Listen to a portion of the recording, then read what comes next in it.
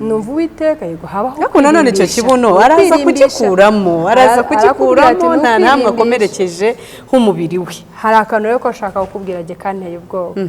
Umuhungu umwe ngo yakunze umukobwa kubera iyo ntera. Aha yego iyo case nayo narayumvise. Yanyuzwe n'ukuntu ateye. Arangije bageze mu rugo umukobwa aragenda akaraba makiyaje. Abona uruhu yabonaga muri makiyaje sirwa abonye. Akuraho ingoyi. Nyamara yagira gatya atereka amaso yagira atya. Umuhungu akabona nibyo nifuzaga. Yego biza kuvaho agera noneho no ku kibuno aragenda agikuramo avuye koga yambaye sume umuhungu aburi imbere aburi inyuma.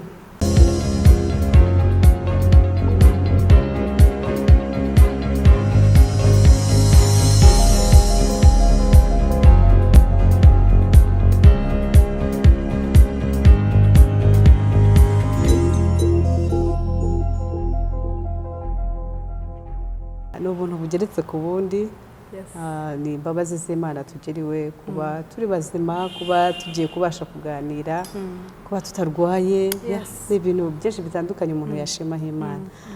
Je rero nk'uko mwabyumvise nitwa Musabyezu Justine, nkaba ndi umumama w'abana batatu, nkaba ndi umukristo ukunda Kristo rwose. Ndi kumwe rero n'umubyeyi n'ubundi akaba n'umukozi w'Imana agiye kutwibwira. Turakwakiriye kuri Justin TV show. Murakoze cyane. Nitwa Umuganwa Jolie cyangwa Jolie. Nkaba ndi umukozi w'Imana, ndi umupasiteri. Nkaba ndi umubyeyi nanjye w'abana bane. Wow. Nkaba ndi umukristo guhera mfite imyaka 10. Wow. Uyu munsi ntumbaze mufite ingahe mama ntabwo dukunda kuyivuga. Ariko kuyivuga ni byiza kuko abantu bagira isoni zo kuvuga imyaka yabo. Wari uzi ko Imana iba yarakurinze ibintu byinshi muri iyo myaka itambutse. Hari favor y'Imana, divine favor iba yarabanye nawe. None kuki utinya kuyivuga? Kuki igitsina gore gitinya kuvuga imyaka yawe? Igitsina gore harokondo nyine je ntabwo ntinya kuyivuga ariko hagataho ndi proud. You proud? Yes. Ndi proud y'imyaka mfite. Buri ushobora kuba utangana nayo. Aba mama twishimira imyaka igihe cyo tungana nayo cyangwa se ituruta. Ariko nibaza ko ari ubuyobe. N'ubuyobe ni ukudasobanukirwa ikintu Kristo yakoze muri wowe muri iyo myaka, muri urwo rugendo rw'iyo myaka. Umuntu yakagombye kuba proud yayo. Ariko icyo uvuga ni ukuri. Nanjye kandi ni ibintu byo shyigikira cyane. Nakaba kanyuzemo kakwereka ko nzi ababitekereza batyo. Ariko nawe ndi umuntu uri proud of my age. Kandi numva ko kuko ngiye mfite ubuhamya rimwe uzabukurikirana. Mfite ubuhamya bukomeye butuma kwerura imyaka yanjye bindyohera nanjye. Kubera ko hari ibyo Imana yakoze bikomeye cyane. Rero nanjye ndakwakiriye cyane. Wow, Imana igumugisha. Niyegereje Mame Justin nkuko mwabyumvise afite TV channel yitwa Justin TV show. Ni umumama dukunda cyane, ni umumama bamwe mushobora kuba muzi, ni umumama abandi mushobora kuba mutazi, ariko uyu munsi twagira ubuntu buhura nawe tukaba tumwegereje cyane kuri Team TV. Mwakira ubutumwa bwo dufite uyu munsi tugiye gusangira namwe mu bugira ubwanyu. Igihe cyo nakunze cy'Imana igira igihe cyayo n'uburyo bwayo ikoramo ibintu byayo. Igihe cyayo uburyo bwayo ikoramo ibintu byayo. Buri uyu munsi yateganije ko duhura tukaganira ikiganiro, kandi hari nanone uwo yateganije hanze hariya yabo umwe babiri batatu sinzi umubare. Kandi hari n'ikiraro cyo yateganije kugira ngo iyo modoka itwaye ubwo butumwa ize kwambukiraho igere kuri wawe. Amen, amen. Turabishimiye rero mwese mudukurikiye rwose. No mugisha no buntu bugeretse kuri Jolie. C'est Jolie. Merci beaucoup. Niko bavuga mu Gifaransa? Oui, on dit merci beaucoup. On dit tu es jolie. Tu es jolie aussi. Wow, merci. Parlez-moi merci. Igifaransa twakivuze, reka twijire mu kanya kacu ko kuganira. Akanya keza k'Imana duhaye ko kugira ngo dusangize abantu bari kutureba, abantu batandukanye ku mibumbe y'isi itandukanye. Rero mfite byinshi nshaka kubaza. Jolie nk'umushumba, nk'umupasiteri w'umugore, ni gute izo nshingano uzifatanya ubupasiteri cyangwa se wenda reka tubikubire mu izina rimwe ubushumba, kuba umugore no kurera, ibyo bintu bifatanye ute? N'ibindi ahubwo usize inyuma byuzi nayo dukora buri munsi kugira ngo tubeho. Yego, n'akazi ka buri munsi urakoze cyane. Hari icyo ubareresha. Rero nk'uko twembi tubiziranyeho turi abamama, twagira ubuntu, tugira urugo, tugira abana, ni umugisha ukomeye kuko hari abamama benshi hariya hanze batarakira uwo mugisha wabo, bari muri iyo nzira itoroshye. Njye nayiciyemo amezi nk'arindwi yonyine, ariko nzi uburemere bwayo ko amezi 7 yambereye nk'imyaka 7, ko buri kwezi numvaga ndemererewe n'amagambo atoroshye hirya no hino gusonga, bo bakaba bazibona gukunda kwikunda, nkambara nkatebeza, nkaba agakobwa keza, ntundebe ubu ngubu nabaye ikimama. Ubu uravuze ngo buri munini urabyibushye? Mbese ndi ikimama. Yego. Yes, so uwo mugisha twahawe w'abana, tugahabwa n'izo nshingano z'umurimo w'Imana, tugahabwa n'inshingano zindi zo kugira ngo dushobore gushaka ibibarera. Nkunda ijambo ry'Imana. Ibyo byose urumva ko ari ibintu bigari, nkwibwiye nkuko nahoze n'abandi ba hano kuri Team TV no kuri Justin Show buriya bazabimenya. Njye ndi umumama ufite abo bana 4, ufite company ya cleaning, ufite supermarket, ufite inshingano mu nzu y'Imana, ufite channel ngomba gufidinga kangahe mu cyumweru. Ibyo byose uva ko ari ibintu biremereye. Ufite rero babana mfitemo abahungu, mfitemo abakobwa. Mfite ukuntu nabayeho nkunda kuba hafi yabo cyane, kandi nizo nshingano zintegereje ngomba kuzibamo zose uko uzumvise. Nkagiramo n'abo bana b'abakobwa bafite imisatsi miremire, ariko iyo misatsi yavuye mu mwanya wanjye, mu mbaraga zanjye, ntabwo ari salo nabatwaragamo. Rero ni ukuvuga ngo izo nshingano zose hamwe b'abana tuvuge mbagirira umwanya wabo, shaka umwanya wabo, nkamenya umwenda we, nkamenya icyo arya, nkamenya ya misatsi nkayitaho, nkayisuka, nkagira umwanya wabo. Naheza nkaza kugira rero umwanya wa cleaning, nkaza kugira uwa supermarket, nkibuka aho ngomba kwirangurira, ngomba byose ibyo nkibuka none inshingano zo mu nzu y'Imana, nkibuka na ya nzu y'Imana yindi ko zino channel zacu dufite ntabwo ari zo turimo duhahiraho. Abenshi bibeshya ko duhahiraho, ariko ni ahantu Imana yaduhaye nanone kugabura ibyo yaduhaye. Amen. So no kuvuga rero ngo ijambo ry'Imana rikunda rivuga ngo dushobozwa byose na Kristo uduha imbaraga.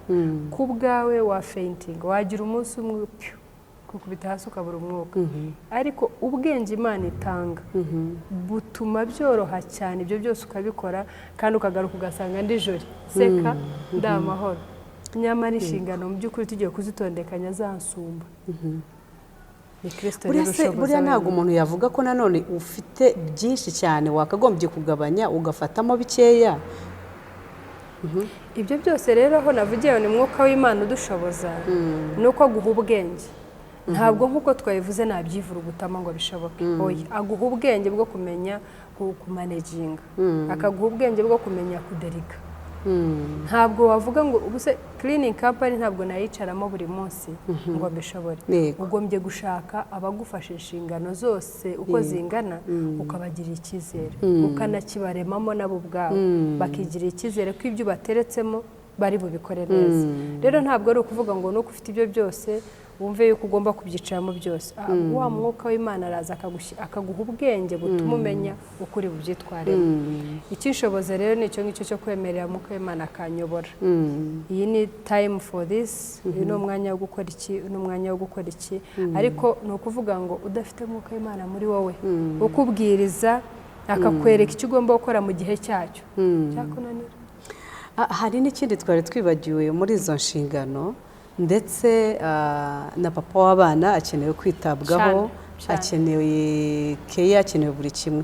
Ni ukuvuga ngo muri ibi bintu byose ukora umuntu yakumva ko ari byinshi. Nibyo koko umwuka w'Imana aradushoboza, ariko se cleaning your company, supermarket, urugo nivuga urugo rukubiyemo papa mama abana ndetse n'abandi baba mu rugo abashyitsi imibanire imigenderanire n'ibindi hakazaho itorero hakazaho n'iyo YouTube cyane uvuga mu by'ukuri umunsi wawe ugira tuvuge umunsi ugira amasaha 24 wadusangiza uburyo ibyo bintu byose bifitinga muri izo gahunda rero ntabwo ari ukuvuga ngo buri munsi bya bintu byose uzaza ubikore oya nibyo nabwiye ngo mwuka w'Imana agira uko kuyobora ukuri bukore bya bintu niba icyumweru kigira iminsi 7 ukamenya ya minsi ukuntu biyigabanya kamenya ngo kuwa mbere ndi bukore iki kuwa kabiri nzakora iki kuwa gatatu nzakora iki kugera ku cyumweru naho ubundi utagize ubwo bwenge bumenye ukuri bubimanage ukuri bubikore mu buryo butandukanye byagucanga so nkanje rero ngira igihe cya buri kintu kandi kubanzi babizi hari nta muntu njya mburira umwanya icyo kintu cyo bise nta muntu mburira umwanya nta wapfushije utambona nta wakoze ubukwe utambona nta wagize ikibazo ntageraho ni umurimo wa sosiyete nawe witeka arawumpaye kandi mukora neza cyane rero byose nibyo nakubwiraga ngo uretse ubwenge bw'Imana naho ubundi ntacyo twashobora none nko ku rusengero ujyayo kangahe mu cyumweru ku rusengero biterwa na gahunda zo mfiteyo niba hari ivugabutumwa ngomba kuhakorera niba hari ibyo ufite ubundi igihe nibyo bituma njyayo ntabwo uri full time ku rusengero I'm not a full time pastor kubera ko atari je jyenyine uhakorera umurimo habaho rero inshingano buri muntu azi ko agomba guhagararamo ya nshingano rero niyo ituma ugomba kujyayo either urajyayo kuvuga ubutumwa urajyayo se kuvugana n'abakristo bagukeneye urajyayo se kugira izindi nshingano zo ubahirizayo urajyayo se kugira imirimo yindi yo mukorera ese n'inama nk'abashumba cyangwa nk'abakristo b'urwo rusengero muri make biterwa nanone na cya kindi cyo wateganije ryari kugikorera rusengero rimwe na rimwe usanga nyine nk'izo nshingano umugore agira rimwe na rimwe hari igihe bigonganiramo n'umugabo we nubwo yaba akijijwe banakora umurimo ariko ugasanga rimwe na rimwe umugore atashye atinze narindi ku rusengero rimwe na rimwe hari igihe tubiteramo nk'icyacu urwenya tuvuga ngo umuntu yabaye icyacumi ku rusengero ugasanga uyu mugore reka agende ivugira cyane cyane ku mugore ko umugore niwe ufatiye urugo nini niwe mutima w'urugo uyu mugore ugasanga ni umuririmbyi ni urugero ku wa mbere bararepeta ku wa kabiri ni intercession ku wa gatatu wenda barongeye hari amateraniro ku wa kane hari ikindi ku wa gatanu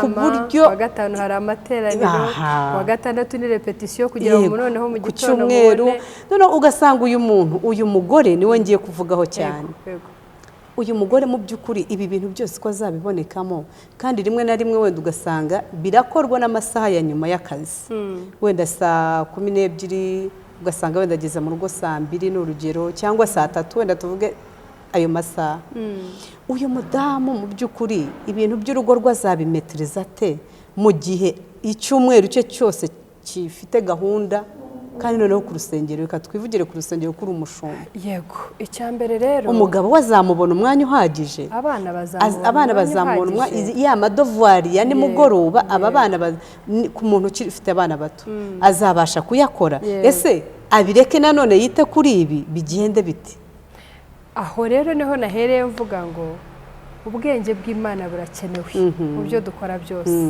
waba uri umushumba waba uri umukristo waba uri umuririmbyi waba uri umuvugabutumwa waba uri umwinginzi mu itorero ukaba uri umugore ibyo byose biragukeneye ariko nanone birasaba ngo tubikora n'ubwenge twiriwe mu kazi twese yego full time pastor ashaka kwirirwa ku rusengero yego uretse ko nabyo bitacyoroshye kera babaga ba full time pastors byoroshye ko abantu twari dufite umutima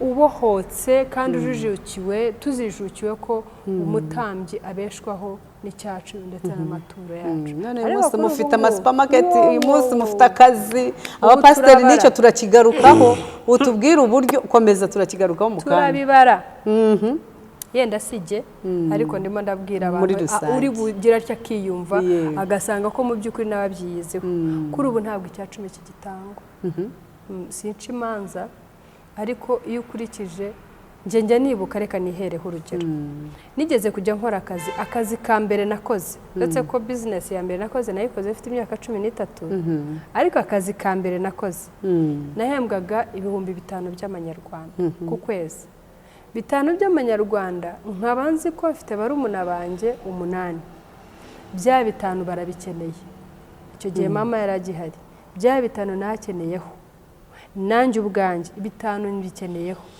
nabanaga n'abandi bana umubyeyi wo twabanaga ntabwo nabaga mu rugo umubyeyi twabanaga mu mahanga yitabye Imana babana nabo ku mutima wanjye wa mutima wuzuye ubumuntu mbizi ngo nabo bya 5 babikeneyeho ni bingahe 5 ku kwezi ntabwo ari ku munsi cyangwa ku cyumweru icyo nakoraga rero nuko nagiraga ubwenge bwa mbere bumbwira ngo ibi 5 nubwo mu bikeneye muri benshi ariko icya 10 nicyo gikenewe mbere 500 hari ubwo 500 nkayacaho hihuta cyane nkatanga mu rusengero noneho rero urumva aho naviriye aho nzi ko Uwiteka yanshirinze njya nibuka ko navuye ku bihumbi 5 njya ku bihumbi 85 by'amanyarwanda mu mwaka w'ibihumbi 2002 ni menshi nego yari menshi icyo gihe yari menshi ariko Uwiteka arabinkorera giye ku bwanjye ubwenge bwanjye bukambwira ngo byatewe nuko wakiranutse ku cya 10 rero ubwo icyo tubivugiyeho nuko n'abashumba ba none dufite izindi business ku ruhande ko twaje gusobanukirwa ko kuba uri umushumba warenze ukajya usaba itike ugasaba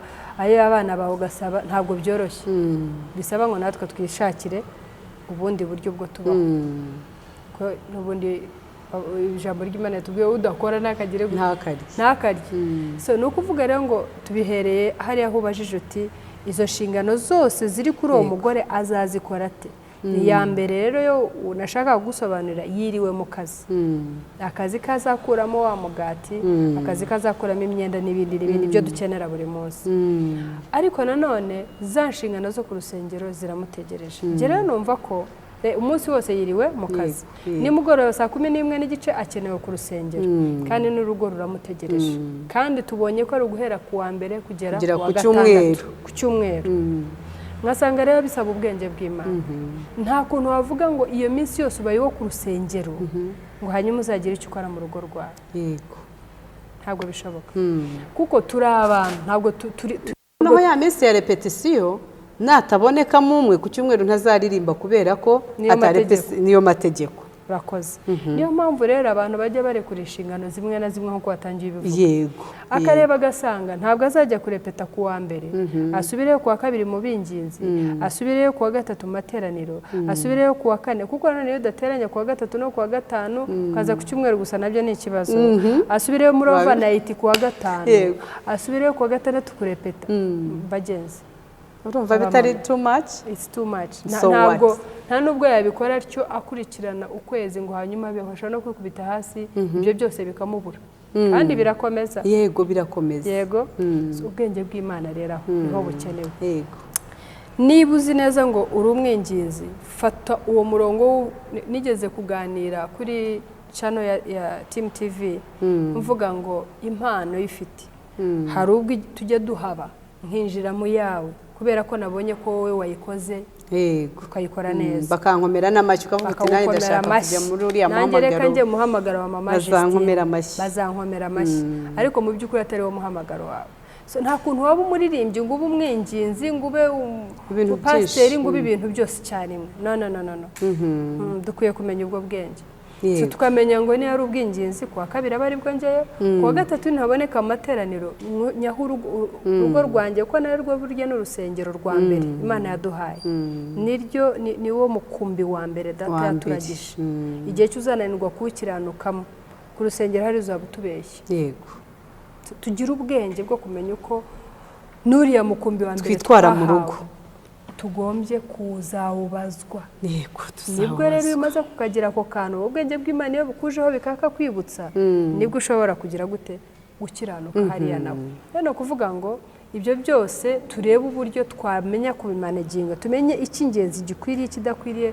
tukihorera ntabwo waba hose ntabwo uri Imana nibyo noneho tugarutse kuri cya 10 waruvuze reka nacyo nkigarukeho gato uravuze ngo abantu ntibagitanga icya 10 mu by'ukuri ese ni ukudasobanukirwa ko gutanga icya 10 ari byiza cyangwa ni imyigishirize idasobanutse neza icyo ni ikibazo cya mbere. icya kabiri mu by'ukuri hari igihe nk'abashumba bavuga ati mutange icya 10 nimutagitanga muravumwa wa muvumo ibintu nk'ibyo ririya jambo urarizi riri muri Maraki. none ugasanga habayeho nk'ikintu cy'iterabwoba ku bakristo bakangurirwa gutanga icya 10 by force ku mbaraga mbese umuntu akagitanga ari kwigurana kugira ngo ibi bitaba ese niko byakagombye kugenda? urumva ikintu cya mbere njye mbona gituma icya 10 abantu batakigiha agaciro babaye abajura batabizi kuko biri clear, ijambo ry'Imana riri clear ko mwabaye abajura, ntabwo mu kimi cya 10 muri abajura. kubera iki? biriya bintu byose rega mu majesté twibuke ko tuba twabihawe n'Imana kandi yanze ikadusabamo kimwe mu 10 cya bya bintu byose dufite. nyamara turebye bana we reka mbabwire tugize ubwenge twafunguka amaso tugasobanukirwa icya 10 n'umumaro wacu kandi tugikiranutseho. hari aho uri none aha wava ukagera ahandi kubera ko wagikiranutseho. rege mbona igitumye abantu hatacyubahiriza icya 10 cya mbere n'inyigisho zitari nziza. nk'uko wabivuze hari umushumba ubwira abantu akasa nk'ubatomentinga nk'ubatraumatiza ntubashyiraho iterabwoba. ntabwo Imana yacu ari iterabwoba. Imana yacu nta hantu nziho nigeze nyumva muri biriya nsome nsanga ari iterabwoba. y'icyo ikora iratubwira ikaduha umurongo kandi mu mahoro mu bugwaneza. ahasigaye nawe watega ugutwi wakumvira mwuka w'Imana akakuyobora cya kintu ukagikora neza. ni ukuvuga rero ngo icya 10 niba mfite umushumba akakigisha ku iterabwoba nshobora kuzakirekera icyo. nkavuga nti iyi Mana se Imana arimo avuga arayizi, Imana y'inyamahoro arayizi akajya kuntera ubwoba, reka mwereke yuko nyiretse nabaho ndabikorera wese ko mbikorera Imana kandi Imana yo mbikorera ko atari iterabwoba, reka nyireke arebe ko ntabaho kandi ukabaho uri umujura. ariko kuko utabizi ushobora no kuba utanabizi. icya kabiri cyo nabonye ni ubutamenya. hari ikintu maze kugenda mbona cyane, abashumba babaye nk'abatwarwa n'amarangamutima bakanga kwerura ngo bavuge ukuri, ngo abakristo ntibagikunda ukuri, ngo iyo umubwiye ukuri ngo icyo gihe arasohoka ngo akajya gushaka ahandi. kandi mu by'ukuri wari umufite byibuze hariya yenda icya 10 ntagitanga, ariko uvuga intebe akayigura, wavuga mikoro agatanga 5, wavuga ikara agatanga 10, noneho ukanga kumubwira ukuri kugira ngo atagenda. hari rero abananiwe gutanga icya 10 kubera inyigisho batahawe. akicara pe akumva ya mirimo myiza akora mu nzu y'Imana ihagije. ibintu bibiri nibyo mbona birimo bibitera. none se pastor reka tubwizanye ukuri, iki cya 10 nta hantu mu mategeko 10 tukibona, sibyo? nibaza ko ari mu yandi mategeko agiye aza muri bibiri ko ni menshi, agera muri za 600 ngira ngo niba ari na 10 niba ari nangahise niba kumubare. none icya 10 ko cyatungaga Abalewi nta kondo bari bafite, sibyo? nta kindi kintu binjizaga, sibyo? ariko uyu munsi wa none abana b'umushumba niba biga mu mashuri ari internationals, mu gihe jewe wanjye no kubona amujyana hano muri iri shuri rya leta ryiza ntayafite, sibyo? hanyuma nindangiza mfate na twa tundi duce ngo ngiye guha umushumba ngo ni cya 10. ese aya mafaranga nayafashishije wenda umukene, umwana we wabuze minerivare nkayamuha, cyangwa se nkayafashisha uwaburaye, sibyo? ni ukuvuga ngo aha ndi kwibaza kera iki cya 10 yo mu kitubwira nk'abapasiteri mukitubwira nko mu gihe cya kera cy'Abalewi batari bafite gakondo mu gihe abandi bari bayifite, ariko uyu munsi mufite gakondo ndetse zirenze n'iz'abakristo banyu. none uyu munsi kuki ndi gutanga icyo cya 10 kuki nta gifashisha umuntu mbona ugiye uburayi ukeneye kugira icyarya ukeneye kubona umwambaro ubona ko Imana ntabwo izamumugisha ko ayo mafaranga nayafashe nkayafashisha cyangwa nkayajyana mu nzu y'imbohe kuko hari ibintu bigera muri bingahe muri Matayo bivuga ngo nari ndwaye nimwansura nari nshonje nari nambaye ubusa nari mu nzu y'imbohe abo bantu ko bari bakeneye icyo kintu aho rero reka nkubwire mukozi w'Imana aho naho navuga ko ari indi confusion yaje mu bana b'abantu yaje mu bwoko bw'Imana urumva ko urimo kubivuga neza hari ugufasha hari no kubahiriza itegeko ariko itegeko ryabagaho kubera ko abarebu batari bafite gakondo nta kibazo uyu munsi mufite gakondo pastor ariko nubwo dufite gakondo ntabwo hari ukuntu ugombye gusobanukirwa twabonye ko hari part timers hari abashumba nkatwe dufite indi mirimo ariko nanone tukaba abakozi tw'abashumba sibyo hari n'abashumba bo tuzi ko ari wo murimo ni wo muhamagaro wabo hashobora kuba ari umuhamagaro ariko ku ruhande afite iyo supermarket umudamu wayifite cyangwa ikindi kintu reka nkubwire niba umushumba yarahamagariwe kuba a full time pastor mu by'ukuri biragoye kugira ngo azagire ikindi kintu cyarebaho ku ruhande yaba ari umumama wahamagawe atyo yaba ari umupapa wahamagawe atyo hari n'ibintu byongeye numva abantu twiha guca imanza ngo nta full time ukwiye kubaho ngo ntaho byanditse muri Bibiliya ngo abo ngabo nyine ni Abalewi n'abatambyi umutambyi yagumaga hariya akaguma hariya kuki se twumva ko ndashaka ko tuzashaka icyanditswe tubwira ngo ni iby'icyo gihe igihe cya none ahubwo dukwiye kubigenza gutya hari aho tubisoma njye nsanga yuko mu gihe cya none ba Yakobo bari bafite amatorero byagendaga gute hari icya 10 begizijaga ngo babwire abantu ati mutange icya 10 gitunge aba batambyi aba bakozi b'Imana bayoboye insengero nubwo dukwiye kwegizija ahubwo ubwa bwoko bw'Imana dukwiye kububwira ukuri kwa kuri bakumenya kukaba batura yasobanukirwa icya 10 cyari cyo akumva n'impamvu yo kugitanga byonyine kanze gasobanukirwa ko atagihaye pasiteri ni wabagihaye ntabwo ari pasiteri bagihaye jye ku bwanjye simbona ko ari pasiteri bagihaye agihaye itorero agisubije Imana yamuhaye bya bintu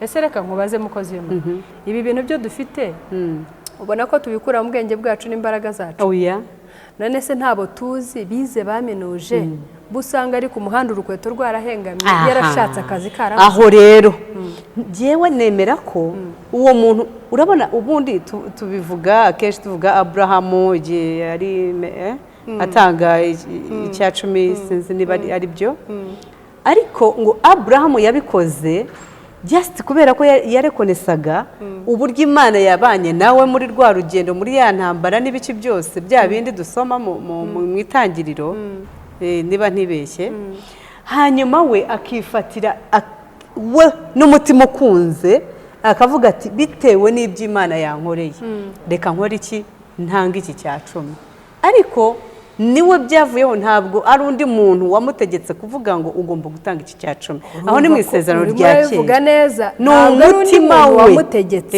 ni umutima we niyo mpamvu rero navuze ngo iyo mwuka w'Imana ari kuri wowe ugashobora gusobanukirwa ugitanga nta n'umuntu uje kugutegeka nko kubivuga neza none se mu isezerano rishya ko ntaho tubibona isezerano rishya nkunda yuko ibyanditse bisobanura neza ntabwo Kristo kuza kwe yaje gukuraho amategeko yaje kuyakomeza gute rero isezerano rishya rero kuba ari isezerano rishya rifite ibyanditswe birimo nanone hari undi murongo biduha ntabwo bikuraho isezerano rya kera n'umurongo ahubwo riraza rikunganira rigakomeza rya sezerano rya kera aho rero niho tugombye gusobanukirwa nicyo kibazo ndetse kiri mu bantu ukavuga ngo reka jewe kubera impamvu zanjye bwite ndabona rino sezerano rishya ari ryo ririmo rinyamvantaja niryo mbona nkurikiye ryamfasha kugenda uko mbyumva kubera iki turashaka kwiyorohereza nta muntu ukeneye kubaho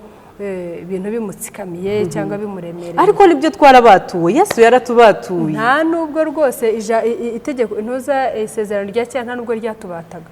Ntabwo ryatubataga. Iyo riba ritubata Kristo aba yaraje akavuga ati nje gukuraho itegeko cyangwa isezerano rya kera ko ryarababataga. Niyo mpamvu Yesu yaravuga ngo sinje gukuraho itegeko ahubwo nje kurikomeza. Uzi se pastor, rimwe na rimwe usanga amadini buri dini rifite umuyoboro n'umurongo waryo, ariko ugasanga iri dini ryaragiye gifatiramo utuntu duce mu isezerano rya kera rikaza ryapurika hano muri shyashya ibindi rikarikura. Noneho iri dini rikumva ko ari ryo ritunganye, irindi naryo rikagenda rikirobanuriramo utundi. Ari ibyo aya mategeko yose 600 ntibuka umubare nandi twakagombye kuyubahiriza kuva ku rya mbere kugera ku rya nyuma, ariko ntidufate ngo icya 10 gusa ibindi tubyirengagize. Uko nukuri ntidufate aka gusa ari ibyo n'isabato twakagombye kuryubahiriza nk'uko isabato yari imeze, aho umuntu yateraga ibuye ntiyaharengaga, sibyo ibintu bitandukanye nk'ibyo. Ariko ubusigaye uva hano ukajya guteranira Rwamagana gusa se n'ahandi harenze. Rero nibyo mvuga ni birashoboka ko abanyamadini abantu bazanye amadini buri umwe yireberaga ikimworoheye n'umurongo we yumva ashatse akazana akabyapurika. Yego ko nukuri nta kibeshye. Ariko nkabona ahubwo muri iki gihe cy'ubuntu bwa Kristo yatuzaniye atari ubuntu bumwe butuma dukora ibyaha, oya ntabwo ari ubwo mvuga, ahubwo bwa buntu yatuzaniye butubatura mu bubata bw'icyaha, mu bubata bw'itegeko ridutsikamiye, aho umwuka wera zubwe akakwisangira, akakwigisha, akakuyobora, akakubwira icyo ukwiriye gukora mu gihe nk'iki. Yego. Yes, urakoze cyane ako karagaciyemo. Reka twigarukire rero mu kiganiro, mu kurera, mu itorero, ibintu nk'ibyo. Ubona ababyeyi b'uyu munsi twebwe mwebwe uburere bw'abana bumeze bute? Uburere bw'abana ba none barakomeye. Barakomeye gute rero? Aho umurera ufatanya n'isi kumurera. Yego. Mbere wamurera mbere reka tujye twiheraho. Byanga bikunda turi mu kigero kijya kuba kimwe. Cyangwa kuba nkuruta wenda cyangwa nkuruta. Byose birashoboka. Igihe cyacu nta bintu byinshi byadutwaraga. Yego. Ucyo umubyeyi yakubwiraga yari umubyeyi wawe bwite, yari umubyeyi w'umuturanyi wagihaga agaciro. Yego. Ku bwa none rero dufite wowe mubyeyi, ukagira inshuti z'abana bawe, ukagira abaturanyi, byose nk'ibyabagaho kera, tukongeraho icyitwa rero iterambere. Iterambere ari ryo rije ugasanga rishobora kukorohereza kurera umwana neza cyangwa rikamworohereza kutamurera neza uko bikwiriye. Rikagufasha kumurera neza cyangwa se we rikamufasha gutakaza bwa burere urimo umuha, ugasa n'uti nyuma yahuye, niko kera babitubwiraga. Ngo uyu mwana ngo urambwira ngo ugasa n'uti nyuma yahuye. Rero ni ukuvuga ngo uburere bwa none ni ikintu kitoroshye. Niho nakomeje mvuga ngo uretse Imana, uretse ubuntu bw'Imana, n'ubundi kurera kwa none ntabwo koroshye. Aho umubwira A hanze yasohoka akasanga B biturutse kuri ibi bintu byo hirya no hino by'iterambere. Za computer aho zaziye, za telefoni, za ndeyande, social media aho yaziye, abana bafite ibintu byinshi cyane byo bagenda bakahakura, ugasanga uburere buragoye cyane kugira ngo uzahe umwana wawe umurongo wifuza kumuha. Biragoye cyane. Wongereho na wa mubyeyi utari kubonekera ku gihe ngo yicara aganire n'umwana. Nacyo cyo nagiye tuze kujyusubiraho. Nkubaze ngo wowe uko ubibona byonyine wa mubyeyi umwana yafataga umwanya. Kera no kuvuga ngo abamama ubundi niyo mpamvu umukobwa yabaga ikigoryi kitwa nyina. Ni mpamvu ki? Ariko aho nanone hari harimo gutsikamirwa n'akarengane. Birumvikana nanjye ndabyemera. Ariko none cyabiteraga nuko wa mugore yabaga afite inshingano nk'ebyiri gusa. Yabaga afite kuba mu rugo, akita ku rugo, akita ku bana, iby'umugabo ari bwambare byari burye kuko ntabwo yagiraga ibindi yabaga afite abaja bagomba kujya guhinga. Ariko si bose bagiraga abaja. Ndabyemera kuba abandi bishoboye. Ariko akaza gusigara inshingano ye ari ukwita ku rugo injeno.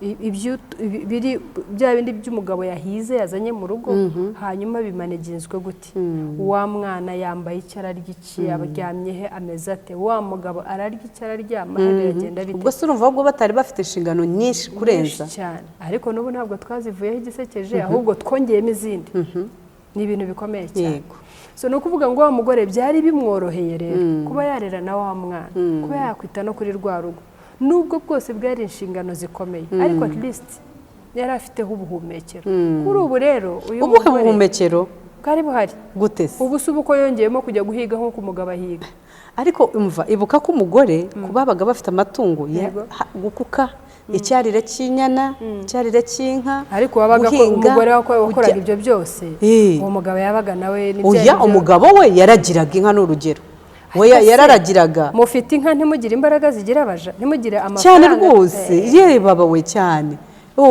byabagaho ugasanga akuka akahira cyane akahura inyana rwose buri kimwe cyose akajya no kuvoma akajya no gutashya igihe abana bakiri bato abana iyo bamaraga gukura nibwo bamucunguraga ugasanga byibuze niba umwana amutumye kuvoma cyangwa arajya gutashya arajya kuvoma arajya kugira ariko ibindi byose twatundi twose koza ibintu gukuka amase kujya guhinga kujya gukura ibijumba kujya gukura byose byarebaga umugore ariko ikintu cyo nibuka nkangiye ubwo buzima nabubayemo rega kuko urabizi narakutse kuragira urabizi nararagiye narakutse cyane kabisa narakutse uzi uko kurushyana yego narakutse narwaye imyate n'amaga oya imana yarabindi none se urushyana ni gute wakukanaga bote se reka nkubwire nubwo twari dufite inka nubwo twari ahantu hari inka n'amase n'ibiki twari abasirimu ubwo mwambaraga ga mugakuka reka ga byagendaga bite mukambara bote mukajya gukuka reka waretse wazikuye he none byagendaga bite warakukaga wajyagamo wese uko wakabaye wahenze ukamenya gukaraba rega burya amagana imyate n'ibicya hanini ni umwanda ntabwo rero twebwe ibyo bintu twabyigeze twakoraga ibyo byose ariko dufite n'isuku dufite kwibuka ko inyuma y'ibyo byose genda ukarabe ariko nta kuntu wabigira utyo wahenze ugahirima uko wakabaye ngo ube kutari burware imyate cyangwa amaga twere twaba dufite iyo suku ikintu cyo nibuka rero nubwo bwose umuryango waba ufite udafite amafaranga ashyiraho abaje ntabwo umugore yakora iyo mirimo yose icyabagaho niba n'abana be bakiri bato ari kumwe n'umugabo we wenyine ntabwo hajyaga haburaho abantu runaka babuze uko bigenza akaza amugana akaza yahagera rero akaba umushumba haza umumama utishoboye akaba yamufasha ya mirimo hakaza se umwana wo kwa mukuru we cyangwa murumuna we utishoboye akamufasha ya mirimo ni ukuvuga ngo rero ikintu cyonzi cyo umugore se ubundi ubwo yagira atyo ubundi akabaho oya yarabikoraga kandi akabaho n'uburere akabugira none ubona ari iki cyakorwa kugira ngo aba babyeyi n'abana bongere bagire uburyo bwo guhura bwo gusabana bwo kuganira icyakorwa rero nigeze kubikubwira nongere mbisubiremo n'abadukurikiye babyumve kuba kirisitu n'ubwo akaguha ubwenge bw'uburyo ibyo byose ugitwara kuko ibintu byose ni umwuka w'Imana koko ubuzima busanzwe ndimo ndakomeza yereka nkubwira ibintu byose byo dukora umwuka w'Imana atakuriho wahora wahabye nese ubwo batazi Imana bo ntabwo bazarira nkomeje rero nabo mbabwire abatazi Imana bakwiye kuyimenya ni umuti ukomeye w'ikibazo icyo ari cyo cyose icyo twahura nacyo abantu batazi Imana mu byumve ngo twebwe abayimenye nibwo buhungiro tugira ibyo byose biradukubita twese tubicamo ariko warenza kubera ko ufite Imana ukongera ukayegera uti Imana mu buryo genda naniwe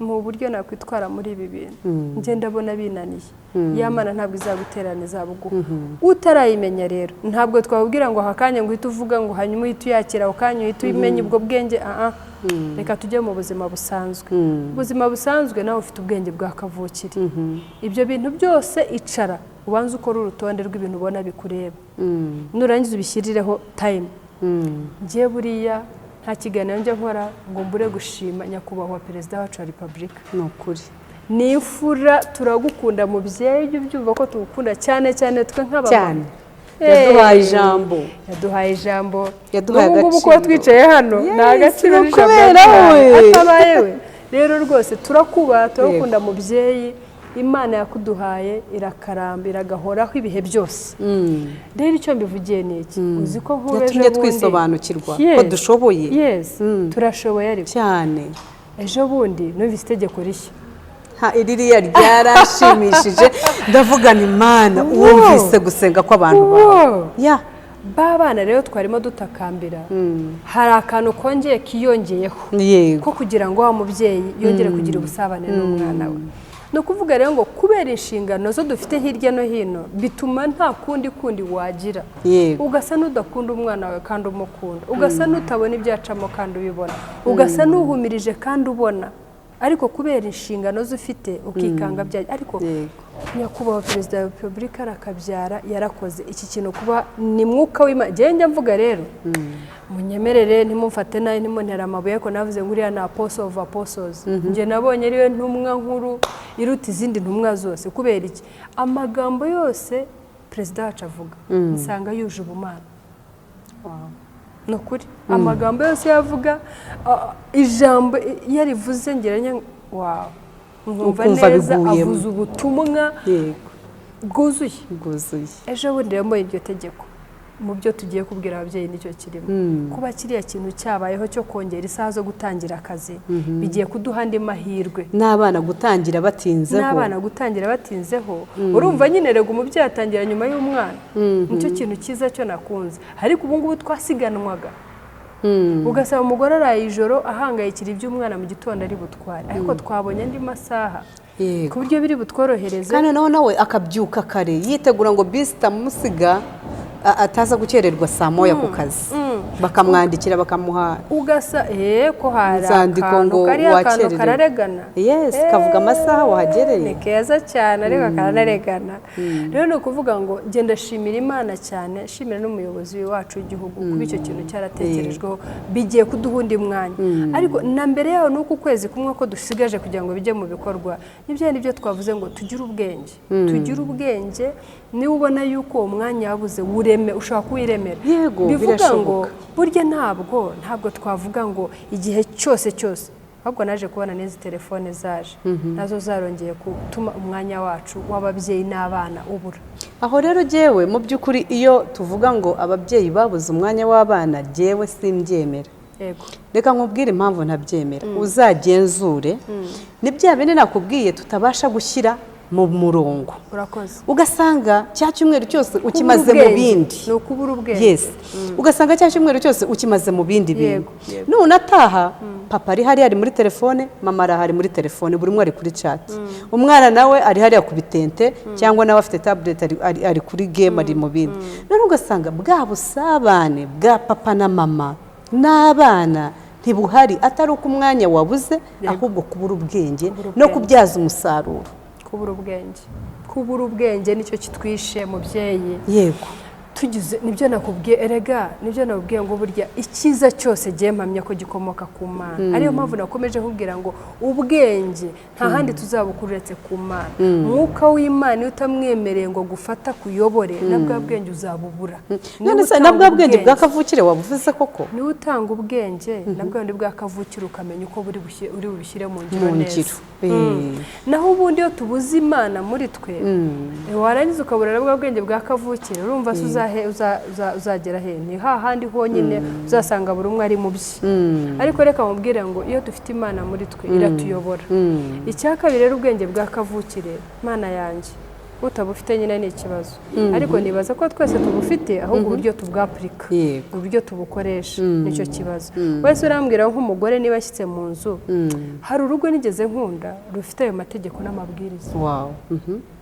cyane cyane n'ari igihe cy'imeza mwese amatelefoni muyasigiye mu byumba kuko hari urugo rw'ugera mugasanga bari ku meza buri umwe afite telefone ari busy umugabo aragira atya agatamira telefone akazi bimeze nabi my friend uzapfa kano kazi gakomeze gakorwa mu gitondo bahita bagusimbuza naho kaba ari akawe bwite niba utaragize ubwenge bu training uzagusigara inyuma agakora kazahita gapfa ariko niba warabugize hazaza ako kanya undi wawe watrayininze agakomerezaho rero ibyo numva ko ari ukubura ubwenge tugize ubwenge bw'akavukire twamenya kwikunda kuko aho ngaho iyo ubuze ubwenge uraniyanga iyo uri muri uriya kuri telefoni nta concentration yo kuri nibyo biryo nta n'umumaro bikumarire bifite umumaro wabyo tugombye kubahiriza nawe nabyo twabyimye umumaro wabyo bivuze rero ngo dukwiye kwisobanukirwa ukamenya impamvu Imana yakuremye ukamenya impamvu cyashyizeho amasaha asimburana niba ari isaha yo kuganira shyira hasi telefone iganira n'umugore wawe cyangwa n'umugabo wawe niba ari isaha yo kuganira n'umwana shyira hasi telefone muzisige hari uvuga uti it's time for my son or my daughter sit and talk to her nta kikwivangiramo kuko dushobora kuba tuvugana nkabona telefone ikomeye ariko niyo ntayibonye hari abantu kameme bidashoboka kubera imirimo yabo badashobora kwishyira hasi kure ye naho yaba yatamira agahita yimunyamunya nk'utagiraga icyo akora agahita yitaba ariko mu gihe hatari itegeko turiho mu gihe hatari nature y'akazi kacu mu gihe hatari cya kindi gitumye kabisa utajya kureba telefone yite kure ufate buri kintu giha umwanya wacyo murakoze cyane pastor reka tugaruke noneho ku bijyanye agakiza n'imyambarire agakiza n'imyambarire yego agakiza n'imyambarire nk'umuntu w'umubyeyi noneho w'umupasiteri w'umushumba turabona abana b'abakobwa reka duhere ku bakobwa n'abahungu turabageraho urasanga yambaye mu by'ukuri akenda kagufi cyane pe nako kamufashe cyane ku buryo imyanya ye yose buri rugingo rwose ruragaragara hanyuma uyu mwana wamwegera akubwira ati genda akijijwe ndi umukristo nsengera aha n'aha cyangwa se akakubwira ko akijijwe nkawe nk'umupasiteri ibi bintu bibona ute rero ibi bintu ntabwo byoroshye kuri ubu ngubu ubona mu by'ukuri ari ibintu biteye ubwoba wowe wahereye ku mwana w'umukobwa ariko n'umuhungu turamugiraho n'ababyeyi hose turahagera ubwabo ababyeyi b'abagore yego reka tuvuge igitsina gore muri rusange tuze kureba no ku mugabo muri rusange igitsina gore rero ubundi turi abantu mwakabyaramwe duteye uburyo bwiza kandi bwihariye muri unique bukwiye guhabwa agaciro bugahabwa agaciro kabwo na Bibiliya niki kitubwira ko dukwiye kwambara tukikwiza ni ya myambaro wa mwambaro wambaye kandi ntabwo burya gihe namaze kubona ko bitanatuma utambarane ntabwo bituma bajye bakureba ukuntu wambaye bajye bakureba biterwa n'umuntu ndabyemera turi bunabigereho ariko mu by'ukuri nabonye igitsina gore turi abantu duteye uburyo bwihariye buri unique kandi bwiza cyane noneho rero ni ukuvuga ngo imyambaro yo turi bwambare mba numva umuntu akwiye kubanza akawutekerezaho kuko burya hari ibintu byo naje gusobanukirwa byo tujya dukora tutazi impamvu yabyo gusa kubera ko twabonye undi abikora yego kera nyine niko burundu siko umuco wari umeze no mu Rwanda rwacu uko wari umeze hano bakambara ubusa burundu abakobwa ibice byabo byose bikabigaragara ariko icyo gihe nta myenda yari ihari nibyo nashatse kuvuga ko icyo gihe nyine cyajyanye n'icyo gihe cyacu nta myenda yari ihari n'ubwo bwenge bwo kwambara ntabwo ari buzwi ntabwo byari bizwi ko umuntu akwiye kwambara akikwiza noneho rero icyo ni kimwe cya kabiri hari uburyo tujya tureba umuco w'ahandi tukawuzana tukawukurura tukabona ko ari bwo busirimu bigatuma natwe dufata wa muco byaje gutuma rero igitsina gore imyambarire yacu ubona isigaye rwose utazi uko imeze uwa mbere wo wavuze ni umwana w'umukobwa yambaye akenda kagufi kandi kamufashe kagaragaza ingingo zose yambaye akenda kagufi cyangwa kagaragaza ntabwo arahura n'umuntu muremure cyangwa mugufi cyangwa munini cyangwa muto wambaye umwenda akawugeza ku birenge ariko n'ubundi akantu ku kandi rugaragara uko ruteye hakaba n'ubwo ubona n'akabara kari ku mubiri we ntabyo urabona yego tuvuge niba afite nk'agakovu umwenda ugatebera ukabona kagakovu si no gutebera gusa ukaba urabonerana hari ukubonera ibyo byo ni ibindi hari n'undi uba ugufashe ukagenda ubona neza ese wari uzi yuko abantu bambaye bikwije hari ababona bakabona babita ngo abaturage kandi hari ijambo rijya risetsa umuntu akwita ngo umuturage ukarakara kandi ubundi by'ukuri ukwiye kurakara uri umuturage w'icyo gihugu ariko umuntu akureba uri kwije akavuga ngo buriya ntarasirimuka ntabwo azi ibigezweho ntazi ibigezweho buriya nka biriya bikanzu yambaye biriya bipantaro bye yambaye ukuntu bimeze buriya biriya bijipo ukuntu bireshye buriya bishati buriya ariko yabuze iki ko ari umugore wa runaka akomeye yabuze iki ko bafite amafaranga akomeye yabuze iki naje gusanga rero ibyo byose biterwa n'ibintu nka bitatu icya mbere nsanga ari ubujiji imyemerere genda mbivuga uko nawe uri buze kumbwira uko ubyumva ko hano aho turi turaganira twungurana ubwenge n'abariya nabo baraza kutwunganira baraza kuduha muri komenti uko babyumva uko mubyumva yego mu bitubwira Pastor Jory warengereye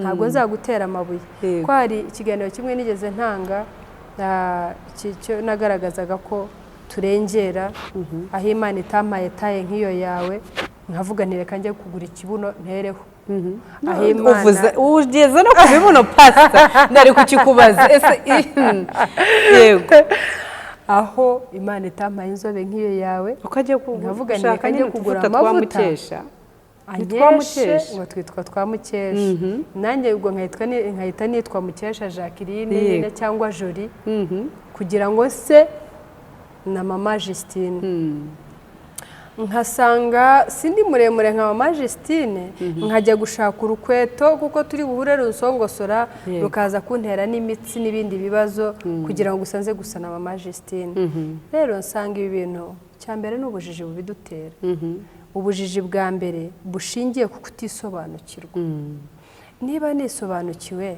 nkamenya uko nteye ni iki gituma mpatana kugira ngo ngende nereka buri muntu wese uko nteye niba nisobanukiwe nkanzi ngo nteye neza noneho ongeraho umukristo wiyitirira Kristo reka rero tujye ku mukristo byo birahambaye niba turi abakristo ujya wibuka yuko intumwa za Kristo igihe cye cyo kugeragezwa zatangiye kumwihakana yego abantu bakavuga ngo ariko sha uramwihakana ngo nivugo yawe uravuga nkawe n'ingendo yawe buri kimwe cyose uko ugenda nkawe ubundi uramwihakanira iki yego si no kuvuga ngo hariya byaduhaga ingero zitwereka ngo no mu gihe cyacu tujye tumenya ko turi abakristo rero ni nk'uko ubu navuga nk'umwana wawe mama Justine atigize ikinani atigize umuntu winangira atigize umwana mubi atigize umwana udafite uburere n'indero yakakwiganya yego namubona hanze yareba ambwira ngo umwana wa Justine bataranabimbwira avuga ntariko afite ntuyu mwana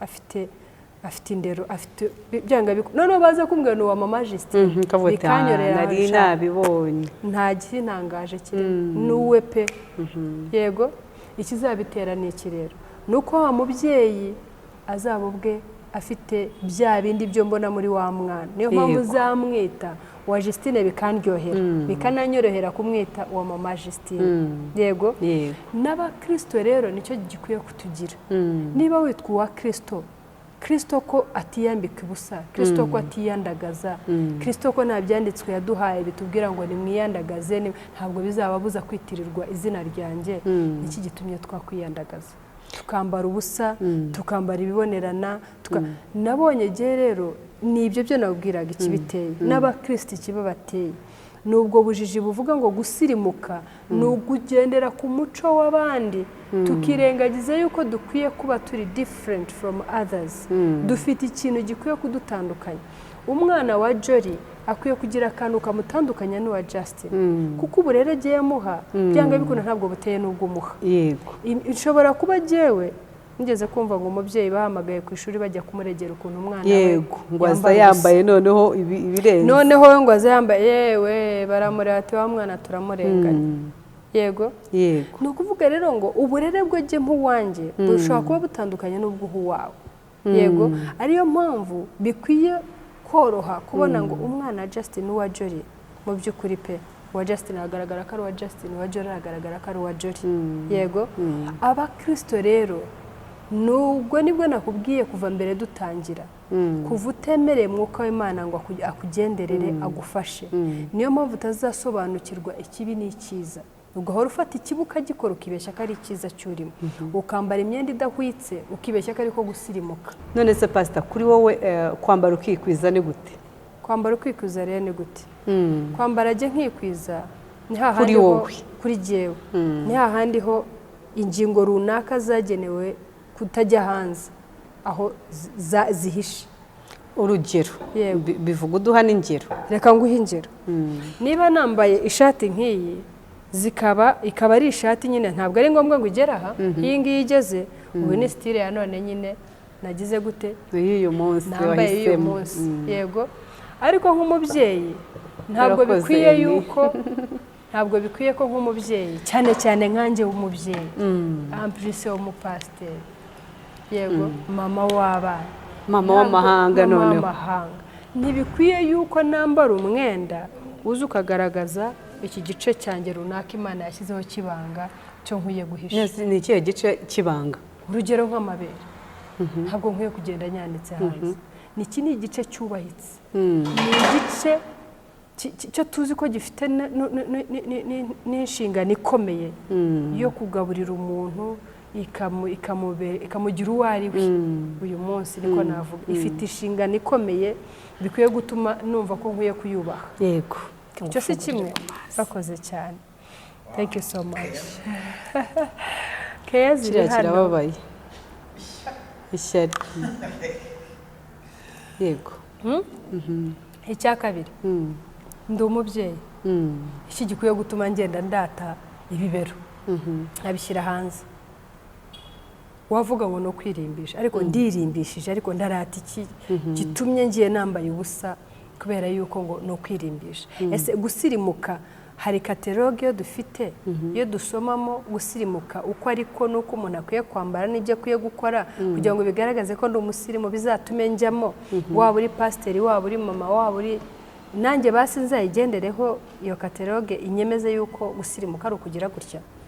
None wumva nk'umwana w'umukobwa cyangwa umugore, igitsina gore, tuvuge ni ikanzu, ntiyakagombye kurengahe?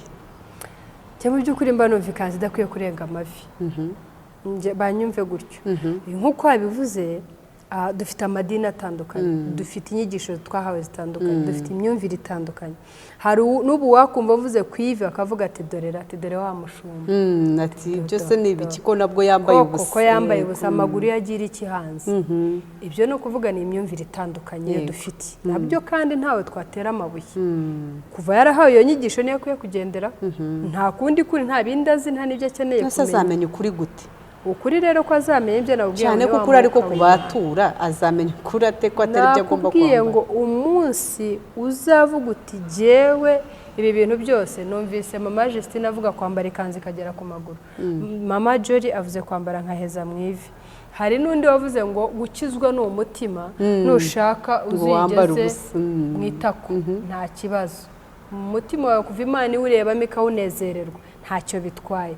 Maze kumva ibintu nje nibuka ku myambarire, nje nibuka hari umumama ugeze kuza aturutse i Bugande, atwigisha muri 1996 atwigisha ibyo bintu, imyambarire, ubuzima bw'umugore uko bukwiye kumera. Ati kudefiriza ni icyaha, ni icyaha kuba yaradefirije rwose. Abagore bari bavuye gushyiramo ikigudi babengerana gutya mu gitondo baharagata umutwe, barawuharangura pepepe. Bati imyambarire umuntu ageje ku birenge ni icyaha, baragenda bajya mu isoko badafite amafaranga, bibike igicumuro n'icyaha, no ku rusengero barahacika kugeza ubwo babonye iyo myenda. Haza undi mugore rero mu kindi giterane cy'urubyiruko, ahubwo kuba utadefirije, oya, aratubwira ati njye mbabwije ukuri, hari ibintu byo dukora atari ikindi, atari ugukiranirwa, ahubwo ari isi yo tugezemo. Kudefiriza njye ngusanga ari nko kwirimbisha, kwirimbisha nkadefiriza agasati nkakoroshya, nkagira ukuntu ndi gusokoze wa musatsi, nkanyurwa n'ukusi, nanajye no mu bandi bakabona ko nanjye njyanye n'ibihe bigezweho. Umusatsi, umwenda, hari nanone aratubwira ati hari ibintu byo mama mukwiye gusobanukirwa ku mwenda.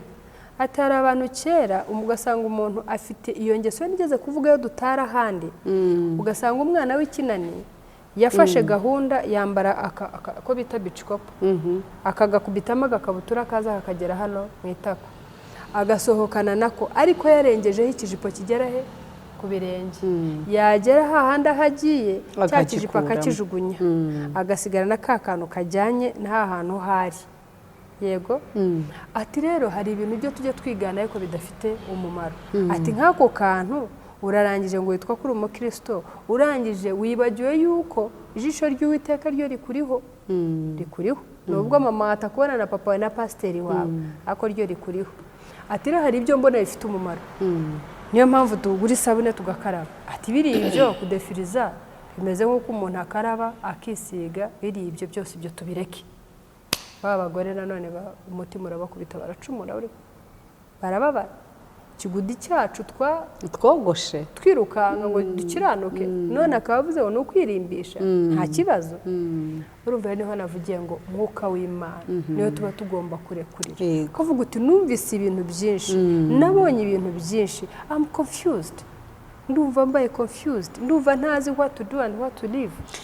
Aho twari ku gitsina gore noneho tujye ku basore ku bagabo uyu munsi wa none turabona abasore benshi bafite dreams ariko ku gitsina gore ndashaka ngo turebe ku umumama cyane cyane w'umupasiteri ni ukuri ndagira ngo tuvuge kuri iki kintu birakwiye yuko tumenye yuko turi abarimu tumenye ko turi inzandiko zisomwa na bose tumenye yuko uru rubyiruko ruduca imbere muri ba role model babo yego kandi ibyo tuvuga nta gaciro bifite kurusha ibyo dukora yego baba ababyeyi dukwiye ako kantu kugashyiraho umutima cyane tukibuka ko ibyo tubwira urubyiruko ngo rukore bitandukanye n'ibyo dukora twebwe ntacyo bizabamarira ibyo ubwira umwana wawe ngo reka ngo ntabwo urageze imyaka ijya mu kabyiniro wowe ntabwo bikwiriye yuko wambara utya kandi wowe urabyambara kandi urabikora kandi ubunyana ni ya mweru urakoze ureza ko ya matwi ya wa mwana azumva bya bintu cyangwa bizajya bikubitira aha bitambuke bica kubera iki ibyo kubonana nibyo bizamubera inyigisho kurenza ibyo umubwira aha tukiri aho hari n'igihe umubyeyi usanga atuka umwana mutonganya ngo umwana ntazi gusasa ntazi gukora isuku ariko mu by'ukuri wowe mama uva mu nzu ntabyo watunganyije umwana akabireberaho akavuga ati nawe nzajya nsohoka ameze gutya ugasanga umwana yabaye igitaramo umwana wanjye ntazi gusasa ariko ni uruhe ruhare wowe mama wigeze ukora kugira ngo umwana wawe akurebereho niba azi ko kizira kikazirizwa kuva mu rugo adashashe gusiga uburiri budashashe wivunika twavuze ngo ibyo wowe ukora niyo ngwa ubufashe uri ku rubaho wigisha umwana wawe amagambo y'umubwire nta mumaro ibikorwa byawe ibyo akubonana yaba papa yaba mama wicara ute ku meza wicara na telefoni azayicarana uvute mu rugo hari ubwo ugira agatima kawukubita ngo subira inyuma urebe uko uburiri wabushashe ese ubundi uranabikora cyangwa byose bikorwa n'abakozi bagenda bakarinda ubwo bacengera no mu cyumba cyawe umwana agasanga aribo basasa hanyuma ejo umwana nawe yagera mu rugo hari n'abamama bafurisha abakozi bo mu rugo b'abakobwa beza badufasha agafata imyenda ye n'iy'umugabo y'imbere y'ibanga ntabwo bibaho what yes ubwo nibwo busirimu rero nibwo busirimu we yateye inzara ntabwo za nzara ze zigiye ntabwo icyo cyamuze ntabwo ari umuboyi waho base yaguze imashini akajya byikorera ntabwo ufite ayo mafaranga yo kugura imashini ntabwo nyafite kandi sinkeneye rero kwica intoki zanjye ederi mfite intoki iyo mfuze zirakoboka zirabyimba intoki zawe zizirana no gufura zizirana isabune kandi nta bundi buryo hanyuma uyu mwana nawe nakura kubaka urugo rwe gutyo ngo ntiyarezwe ntiyagize gute kandi mama papa ari mwe mwamubereye rero icyitegererezo turi icyitegererezo cy'abana bacu bivuze neza ibyo dukora cyane cyane ibyo dukora bifite imbaraga zirenze ibyo tuvuga rero ni ukuvuga ngo niba umubyeyi nifuza ko umwana azavamo uwo azavamo ni jyewe uzamuforoma niba ndi umubyeyi uzi kwita ku gitanda nkita ku myenda yanjye nkita kuri bo ubwabo njya mbona abana banjye urugero mukeze kubimbaza utiho babonera umwanya reka nkubwire njya mbabonera umwanya ku buryo byabagiyemo usanga nawe ufite nk'umukobwa ejo wujuje imyaka 10 ariko ukuntu aba yitwara ubona nk'aho afite nka 15 bimwe bireba umwana akamwitaho yaba uwacu yaba undi ukabona amwitayeho niba ari umusatsi ukabona ahangayikishijwe no kuwusuka ko bwanjye imyaka 10 azi gusuka azi gusuka kubera iki yayibonye kuri nyina n'abasutse imisatsi kugeza ejo bundi ngera mu mwaka ushize nibwo nemeye undi muntu uko abasuka byiza cyane yes bafite imisatsi myinshi cyane myinshi ariko nabigizemo uruhare kandi wumve za nshingano zose ntabwo zitangiye umunsi iriya kampani yatangiye 2007 ntabwo ari uyu munsi uyu murimo nawe ukoze guhera 2000 kuva ninjiye muri uru Rwanda nahinjiye nashatse 2006 nibwo naje hano ibyo byose nabikoraga byose mbikora ariko nkababonera umwanya bivuze ngo wa mwana rero niyo mpamvu yibuka ko cyangwa akagira nako kantu kamukomanga terura isahane yandurure sasa igitanda cyawe utiriwe unanabimubwira nuko yabikubonanye. Urakoze cyane pastor. Hanyuma ku bahungu bariho basuka bashyiraho imisatsi inzara amadred kandi ugasa amaherena mu rusengero ese biriya byo bimeze bite kandi ukamusanga mu rusengero afite n'inshingano cyane rwose yarigisha ni umupasiteri cyangwa se ni umuririmbyi cyangwa se ni umucuranzi barahari kambara ipantaro ye cyangwa ikabutura ye igeze aha gutya igenda igwa azamuraho gato n'ibiki ko umuco kukura n'umuco wo mu bumana urakura ku buryo ibi byose tugenda tubona bishobora kuba ari imico yo mu bumana ikura rero nakubwiye ngo ari twahereye ku gitsina gore ubu tugiye ku gitsina gabo twese mbona n'ubundi ishusho mbona ari imwe ntabwo hahindutse umugore ngo hasigare umugabo ntihahindutse umugabo ngo hasigare umugore kandi abahinduka bakora byiza barahari n'abahinduka bakora bibi barahari abagwira gukora ibibi barahari n'abagwira gukora ibyiza barahari gusa nagira ngo nkwibutse ngo navuze ngo mwuka w'Imana atakuriho ngo aba ari wenyine ugusobanurira ugomba kuba we n'icyo ugomba gukora no kugomba kwitwara ibyo byose uzabifata ubikore kuko nta kizaba kikubuza none se ko mwebwe ba pasiteri ari mwe mubaha n'izo nshingano bigende biti ukuntu rero biteye ubundi gihe mpamya ko Kristo atazanywe n'abeza yego n'aba bandi bakora bya bintu byose bishobora kuba bivanzemo ibibi n'ibyiza nibaza ko n'abari aba Kristo kandi basabwa umwanya barasabwa umwanya we wa mupasiteri umwakiriye wimuciraho iteka ariko nareka kumuciraho iteka amugumiza hariya abaretse kumuha inshingano hari rero ibintu byo ngeze kubwira mbere umupasiteri utinya kuvuga ukuri umwana yaje avuye gucuranga muri za karaoke niyo ari karaoke na hehe akabona umucuranzi mwiza yego yari yaramubuze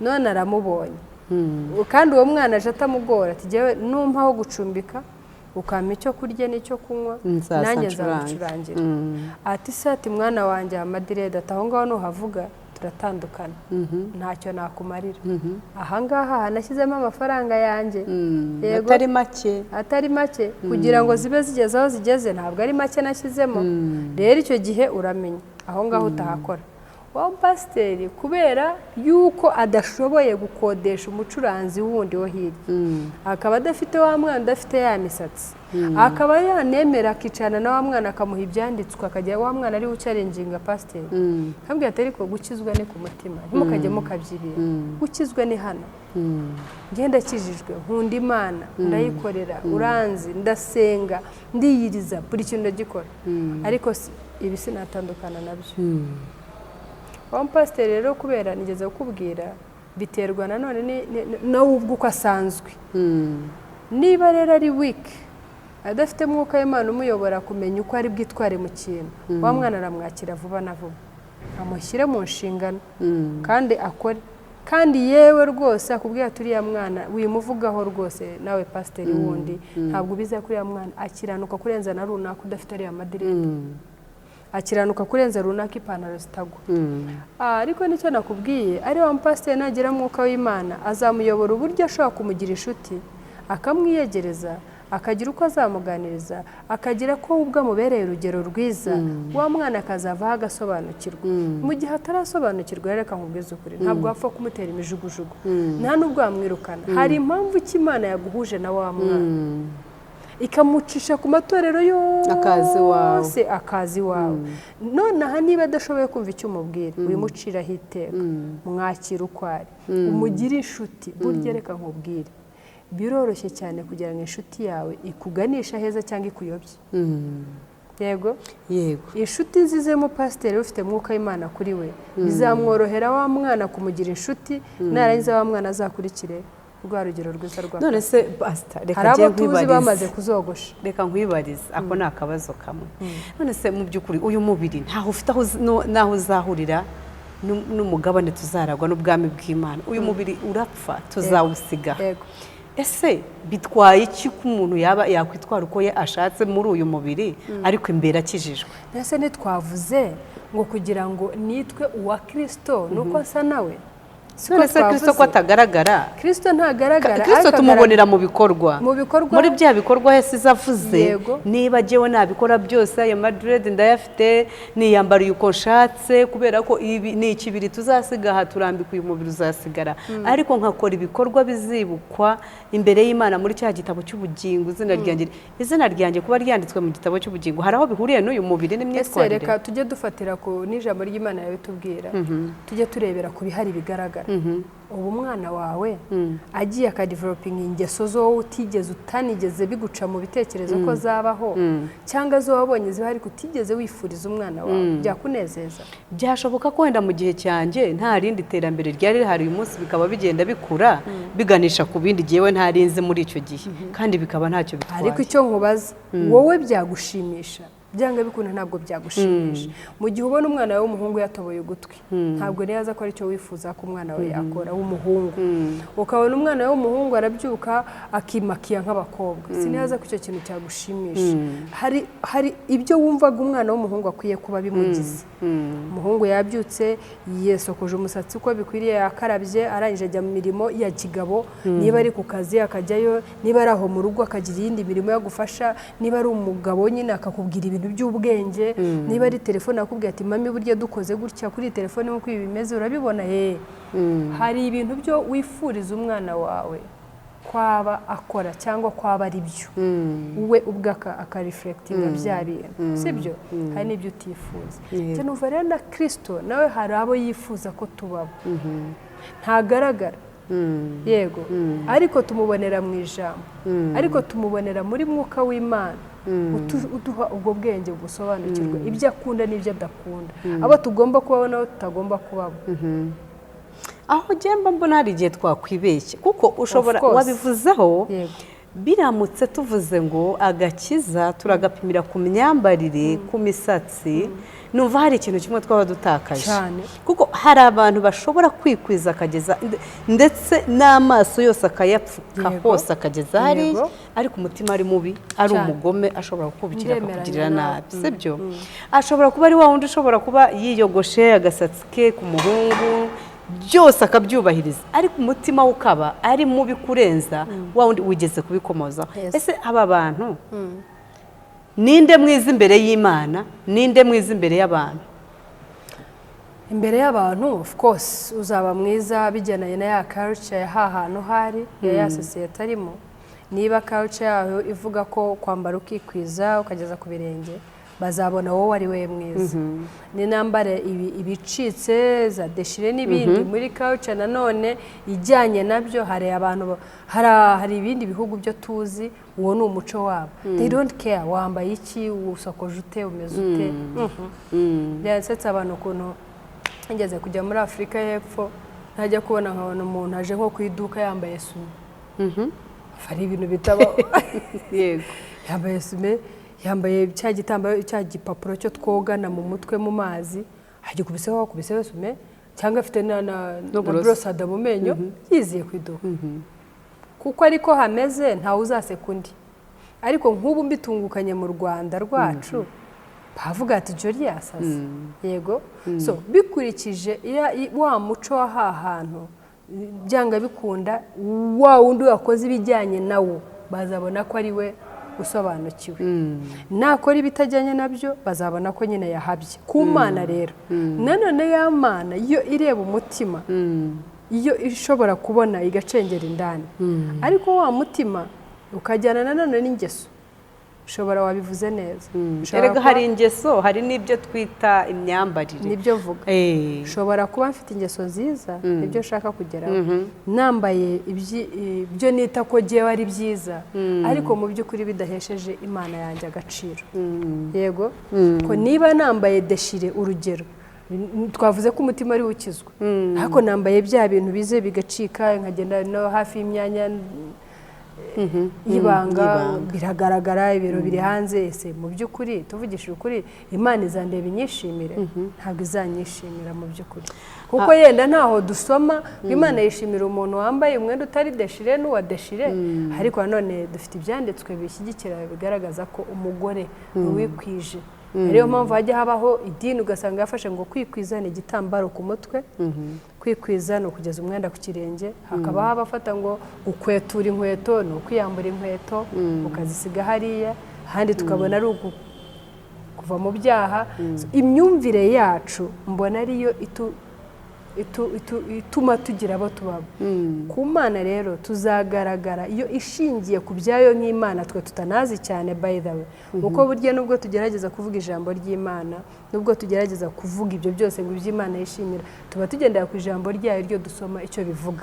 Ariko mu by'ukuri hari abajya bavuga ngo gerageze ku ndiba y'umutima w'Imana, nabonye icyo ishaka nicyo mbabwiye n'ikivuze, sindayigeraho, sindagera mu ndiba yayo ngo cengereyo.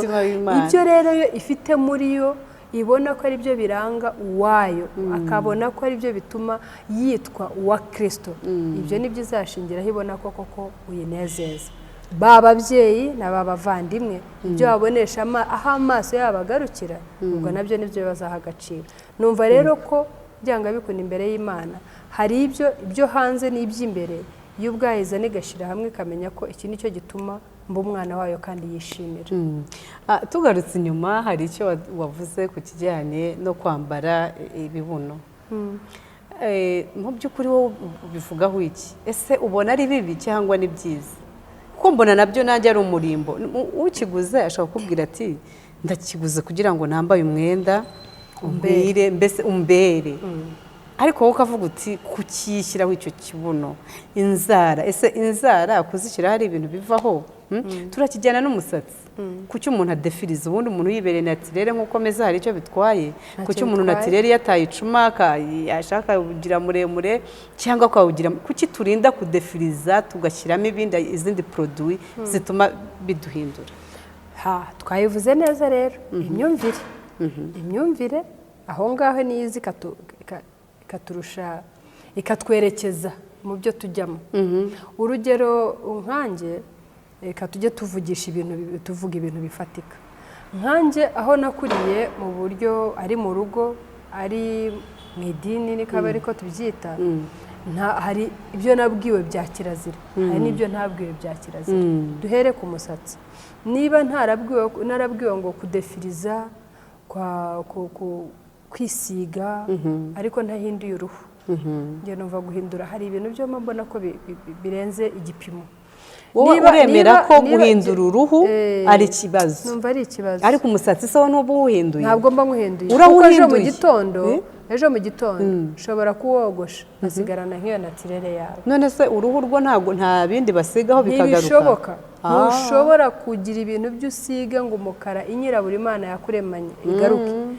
Twamaze kubona ko inzobe irashakwa ikabonwa, ariko inyirabura uzareba umuzungu, abazungu bava iwabo burya ngo hari abaza bakiyanika ku zuba muri Afurika kugira ngo birabure, agasubira yumva ari ikirato cyo yirata. Iyo hari kamwe gato gusa gasa n'akatwikiriyeho uruhu, ariko ntushobora kubona inyirabura nk'iyi yanjye byonyine aka kanjye konyine aka ntabwo byoroshye kugira ngo wowe uzagaharanire ukageraho, naho wakwicupiza bingana iki. Ako se buriya nanone ntibiva mu kutanyura ngo niba mvutse nkasanga ndirabura, nkasanga mfite umusatsi wanjye umeze kuriya, mbese wese natirere, kuki ahubwo ntaharanira gufata neza iyo natirere yanjye niba ariko babyita natirarite simbizi barankosora uko iyo kavukire yanjye nakubwiye rero hari uko twavutse sibyo hari uko wasanze mama wawe mu rugo n'ibyo yakubwiye n'ibyo yakwigishije n'abanyogosenge n'abanyokwanyu n'abaturanyi n'inshuti sibyo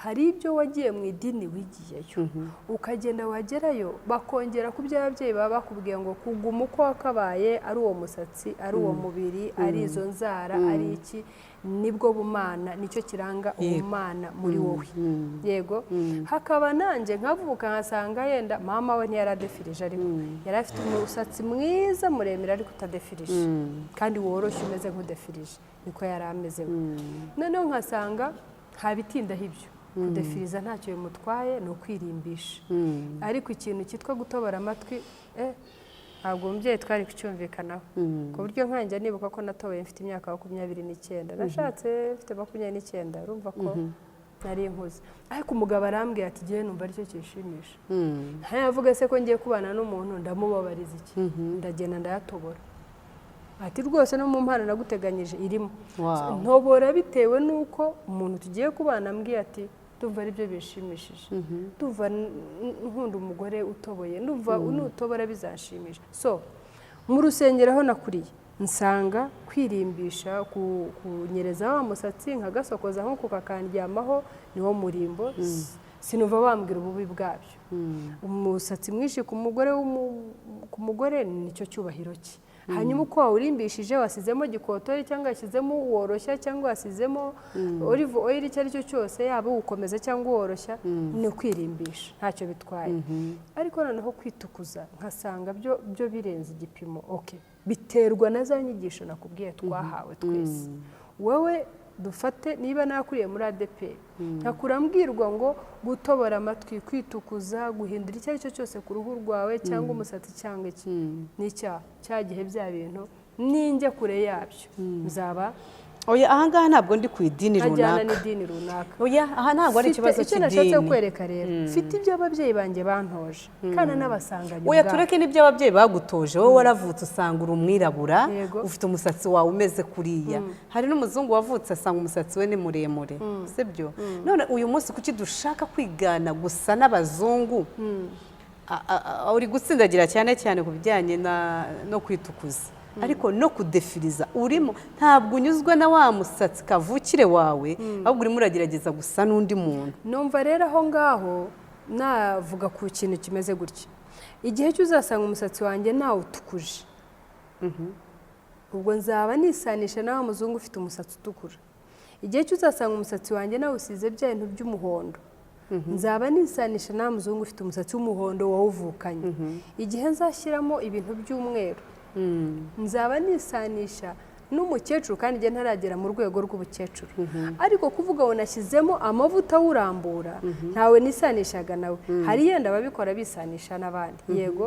ariko hari kuba nabikora nzi ko nirimbisha nta n'ikindi kibi cyonze inyuma ahubwo mbikora numva ko ni umurimbo nk'uko nafashe gikotori cyangwa undi agafata vaseline cyangwa undi agafata lotion cyangwa undi agafata cream akisiga ku ruhu bisanzwe uko yafashe ya mavuta yoroshya umusatsi akaworoshya nta wundi yisane sinzi hari nk'abahinde njyawe cyangwa bwoko ki bufite wa musatsi woroshye wirabura ariko abenshi uratukura ni umweru muhondo niko nabita cyangwa cream yego icyo gihe nijye gushaka ya mabara nibwo nakwiyumva ko ndimo nisanisha nabo nanone ntabwo nciraho iteka abatagize gute abatarabikoze oya gusa agenda avuga ngo byose bikomoka ku burere ari ubwo mu itorero ari no mu rugo hakaba rero n'indi mico y'ahandi yo tuza tukagira gute tugakurura kugira ngo twisanishe nabo aribwo bwa busirimu twavuze mbere nk'ubu nkabona ko gusiga agatiro nibwo busirimu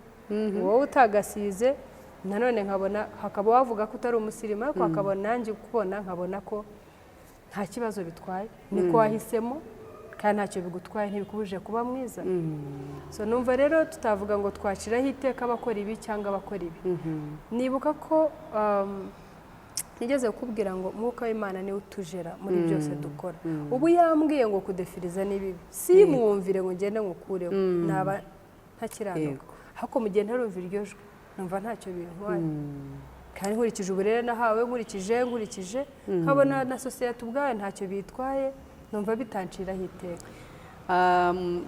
ni ukuvuga ngo ushyigikiye abambara ibibuno. Abambara ibibuno rero nakubwiye ngo hari ibintu naturally Imana yaturemanye. Reka dufate urugero rwiza mama Justine, uwo afite uko ateye mwaba muzi muramuzi, ntabwo nteye nkawe mwokabyara, sinzi ko hari n'agace kiwe mfite simbizi. ubu rero hurudutse mu gitondo ndashaka gusa na mama Justine ndagiye nguza ikibuno, birahari biragurwa mu iduka, birahari mama.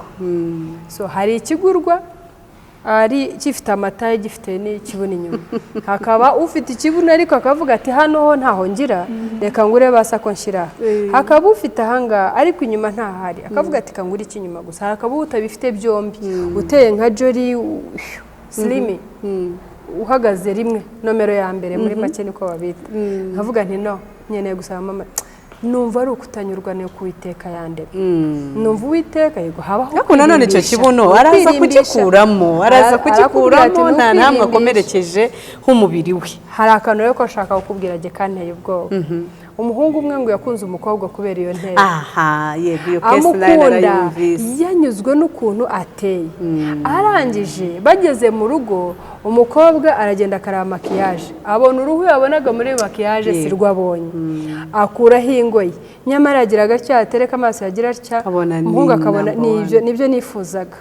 Yego biza kuvaho agera noneho no ku kibuno aragenda agikuramo, avuye koga yambaye sume, umuhungu abura imbere abura inyuma, akabona mbese aramwicaza aramubwira ati my friend ngwino dusubiremo amakuru, umuntu nakunze ntabwo ari wowe, njye nkunda umuntu ufite amataye, nkunda umuntu ufite hips, nkunda umuntu ufite ikibuno, nibyo nakubonanye, nkunda umuntu ufite ingoyi birihe ugira atya zikabyina, nibyo nakubonanye, nka bya bipupe nibyo nakurikiye. Yes, nakurikiye ibyo nsanzwe nkunda umuntu ufite ingoyi nini, nkunda umuntu ufite ikibuno kimeze gutya, nkunda umuntu ufite amahips, none nsanze atari wowe, ufite uruhu rukeye, none ukuyeho makiyaje nsanze ufite ibiheri, none ukuyeho ingoyi nsanze none ukuyeho ikibuno, byo birapfuye burundu. So my friend, you're not the person I was looking for. Sure. Ntabwo uri umuntu wanifuzaga, waramfunyikiye. Reka nkubaze mama Justine, ibyo bintu wa muntu abibonye bamaze no gushaka n'ababanye mu rugo, rwa rugo rurubakitse ntibishobotse, rurasenyutse iryo joro iryo, kuko waramupfunyikiye igihe cyose mwahuraga wabaga ufite yataye nziza, arangije abonye wamwishushanyijeho, wigize uw'Imana itakuremye. Nyamara njya nemera ko buri rukweto rugira urwarwo. Hari uwakaje akagukunda uko wakabaye, hari uwakaje akankunda afite utu tugoyi twashizeho, hari uwakaje akankundira runo ruhu ntararutukuje, hari uwakankundiye iyo natireri, hari uwakankundiye kuko nteye ntashyizeho ikindi kibuno, ariko none naramupfunyikiye. Nje rero impamvu ngira inama abakobwa ngo icyo kibuno, ikintu cyitwa ikibuno no kwitukuza, twabivuze buri muntu afite imyumvire ye, na buri dini ifite ibyo yigishije, na buri mubyeyi afite uko yareze, ariko umubyeyi ufite umwana ashobora kuba afite iyo ngeso, ni ukuri amugira inama bitarajya kure, kuko bizamubabaza cyane umunsi umugabo, kandi abagabo bafata umwanzuro akavuga ati no awufata awufashe cyane, ntabwo bavuga nkatwe, avuga rimwe ariko akaba aravuze, akavuga ati jye nakunze umuntu uteye atya, ariko bije gusoza mbona ko wampfunyikiye atari byo, birutwa nuko rege nabwira umwana wanjye nkamwigisha kunyurwa n'uwo ari we, nkamwigisha kunyurwa n'uwo Imana yamuremye ari we, nkamwigisha ko Imana iza kubona ko ikibuno kimukwiriye, kandi uwizazana azaza ari icyo ashaka, yari kukimuha, ari icyuzuzo cye, yari kukimuha. Ariko Imana kuba yarandemye kuriya, nkamubwira ko Imana izaza, ubuse simfite umugabo jye ntaramubonye, nkuko nawe hari uwaje akagukunda gutyo umeze, nkuko n'undi hari uwaje amukunda uko ameze. Yego, ushobora kubona umuntu ukabona ibicece bigize bityo ameze atya, twebwe nk'abana b'abantu, ariko hakazaza urukweto. Rero nkavuga ngo turebye uburere, turebye ijambo ry'Imana icyo rivuga, turebye hari ubwenge bwa kavukire bukwiye kudufasha, hakaba n'ubwenge bwo mu bumana bukwiye kudufasha. Reka two kubura ubwenge ejo tukazisenyera tuzize ko niyongereho icyo Imana itampaye, ariyo mpamvu nayo ubwayo ivuga ngo nubura ubwenge ndakureka. Ndagushimiye cyane Pastor, urakoze ku mpuguro, ku nyigisho, ibintu byinshi duhaye. Twakagombye gukomeza ko ikiganiro cyabaye kirekire kandi kiryoshye cyane, ndahamya ntashidikanya ko uzacyumva hari icyo azunguka. Yego, tugana ku musozo rero. Ingo zirimo zirasenyuka, ari abato, ari abakuru, ari abamaze imyaka 20 mu rushako, ari abamaze imyaka 2, ari abamaze, mu by'ukuri iki kibazo urakibona noneho no mu bakristo ubona hakorwa iki? Icyerekeye urushako rero ni topiki nini kandi ikomeye, isaba umwanya wawo ubwawo, ariko tudakwiye kuzahwema no kurambirwa kuyivugaho. Kuko nk'uko bivuze, twabonye ko hari na wa wundi uzazira cya kibuno agasenya iryo joro, twabonye ko hari uzazira ingeso runaka agasenya ukwezi gukurikiye, twabonye ko hari uzasenya umwaka ukurikiye, imyaka 20. Noneho rero ikintu gikomeye kirenze ibindi cyantangaje kandi gitangaje buri muntu, naho byageze no mu bapasiteri. Yego, gikwiye gukorwa n'iki rero? Ni wa mwuka w'Imana wo dukwiye kwemera akatuyobora. Nje nicyo nkomeza nkasubiraho, mwuka w'Imana atakuriho, uri we wese, waba pasiteri, waba aposo, waba nde, uzatana. Yego, uwo waba uri we wese, igihe cyose uzatendebukirwa mu mbaraga, igihe cyose cyuzagabanukirwa, igihe cyose cyutazaba kivayitinga mwuka w'Imana ngo akuyobore, uzavuga utaho kugira ngo jora nyice ntandukanye nabo. Ntabwo Imana yakwemera uwo kwera, uwo ni umwuka w'Imana umbwira ngo umane na jora mbona ari interahamwe agiye kuzanyica. Interahamwe ngira ngo ni irindi jambo ryo nkoresheje, ari umugome. Nkwiye kuvuga ko ari umugome. Ngo umane na jora ntakaze ubuzima, ngo nuko Imana yavuze ngo tuzatandukanywa n'urupfu. Igikwiye gukorwa rero, hakwiye kubaho inyigisho hirya no hino, buri munsi zihugurira abantu imibanire yabo, buri munsi ubwo ndavuga no hanze, muri leta, mu bigo bitandukanye, ahantu hose mu mashuri, ahantu hose izi nyigisho zikwiye gukomeza zihugura, zitanga ibyo bintu byose bituma abantu basenya, zibahugurira kubireka. Uko twumvise ko hari usenyewe gusa n'uwo yigize watariwe, mugabo akamuzinuka agahita ako kanya ba divorce. None se Pastor, ko usanga mu madini tutemera gatanya n'ijambo ry'Imana ribivuga, ni ryari umuntu yemerewe gutandukana? Ubu rero mukozi w'Imana nkubwira ikintu kimwe, dusigaye twarashatse n'ibyanditswe bisapotinga gatanya. Sure. Birahari sapotinga gatanya rwose, aho kugira ngo umuntu azakwice, aho kugira ngo mukomeze mubane n'undi mutabanye, aho kugira ngo mwishushanye. None se sibyo? Aho kugira ngo umuntu akwice, aho kugira ngo akugire ikimuga, ubwo se bwa bwenge ntubu bubuze wowe? Icyo gihe umuntu agukubita kugeza igihe yenda kukwica. Ikibiteye ni iki rero? Icyo ari cyo cyose cyabitera, ariko habayeho icyo kintu. Ndashaka kugira ngo tubanze turebe ngo twibireba hejuru, twireba kugeza igihe cyo wa muntu arinze developing ingeso yo kuba yakwica cyangwa yakumugaza. Tubanze duhere hasi. Burya hari umugabo umwe wigeze kunkorera ubugome bukomeye mu gihugu cyo nabagamo. Baramfata bati umuntu, bati n'umunyarwanda, bati kuki ari hano. Umugabo umwe w'umusaza araza araseka, nibaza ko agiye kundengera. Araseka aravuga ngo ariko namwe ngo simbona icyo mupfa n'aba bana, ngo aba bana simbona icyo mupfa nabo, ngo mwirukanye ababyeyi babo, ngo ntacyo bano bana baba bakora hano, ngo burya ngo iyo ujya guca urutoki ngo uruhera mu mizi.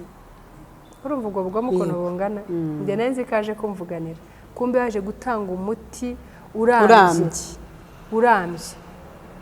Yego, so natwe niyo dushaka umuti urambye wa divorce, twijya harya mu bushorishori aho byabaye ngombwa ko wa divorce. Mu bushorishori rero umva aho bihera tubwirwa ngo niko zubakwa na nyogosenge yari umukobwa, ugomba kwihangana, ugomba kuhaguma, ntabwo ugomba gushyira hanze iby'urugo rwawe, noneho ukazagera igihe ukumva ugiye kubasitinga. ariko rero menya umunsi wa mbere warakubiswe uraceceka, ejo uratukura uraceceka, niko zubakwa. na nyogosenge yari umukobwa. Mbese dufite n'amagambo agenda bishyigikira kugeza igihe umuntu avuga ati aho kugira ngo mpfe n'abana banjye mpfe n'abareze reka ngende. ariko nagira ngo tuzasesengure iki kintu tuzakigirire umwanya mwiza, ariko nagira ngo nkubwire ngo njya mbona nkaho n'iryo jambo ubwaryo twararifashe uko ritari. niko zubakwa. nibaza ko bitavuga ngo bamukuragamo ijisho ngo akanga akihangana, bakamuca ukuguru akanga akihangana. baza uko zubakwa risobanuye ikintu kinini cyane, nubwo abantu njya mbona turikoresha mu bibi. by the way burya turikoresha mu bibi.